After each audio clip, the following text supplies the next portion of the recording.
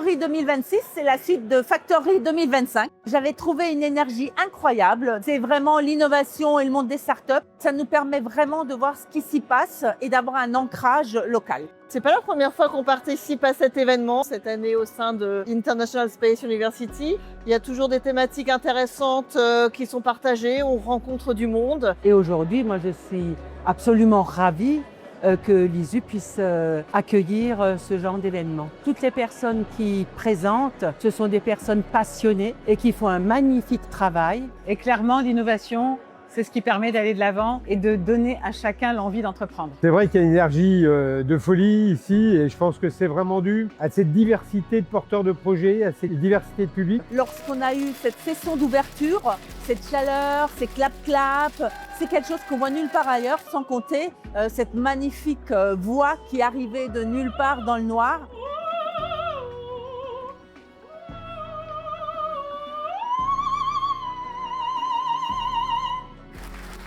Ce qui nous a donné envie de revenir, c'est que chaque année, finalement, on y retrouve ce qu'on a envie d'y trouver, c'est-à-dire de la bonne humeur, une bonne ambiance, des startups.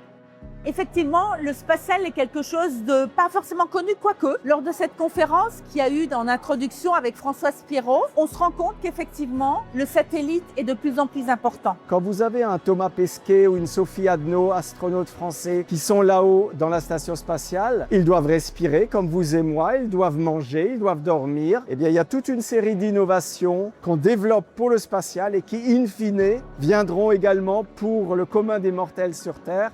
Alors on parle d'innovation et le paddock est une aventure humaine. Et bien pour moi, ça va ensemble. L'innovation, elle se fait pas dans les cabinets, elle se fait pas sur un fichier Excel, elle se fait humainement, en interaction, et ça c'est le paddock. C'est une organisation monstrueuse, c'est beaucoup de travail en amont, surtout qu'effectivement c'est fait de manière bénévole. Un grand bravo à Paddock Academy, à tous ces bénévoles. C'est 130 événements en 4 ans et demi et cette énergie que vous dégagez, elle est communicative et c'est un vrai plaisir d'être là. On est avec les bons food trucks à l'alsacienne, de la bonne bière. Et l'innovation, c'est un peu ça, c'est des gens qui se mélangent, qui comparent des idées et qui arrivent à sortir quelque chose de nouveau. Ah, les bénévoles, moi je les appelle les fantastiques. Il y a aussi cette notion de solidarité, puisque comme vous le savez, on soutient fortement aussi la jeunesse qui sont les adultes de demain, à travailler sur des projets. Le nombre de projets qu'on gère, le nombre de personnes que ça implique, que ça emmène, que ça porte, que ça transporte. Et aujourd'hui, c'est le cas de le dire, puisqu'on emmène les gens en orbite. La raison pour laquelle je suis chez Paddock, c'est pour tous ces sourires, cette énergie et pour toutes les choses qu'on rend possibles. Ils mettent de l'émotion et aujourd'hui, je crois que c'est cette émotion-là que les gens ressentent. On transpire l'émotion. Je crois que vraiment, c'est bénévole, c'est ça. Et quand on fait les choses avec le cœur, eh ben, on le fait beaucoup mieux.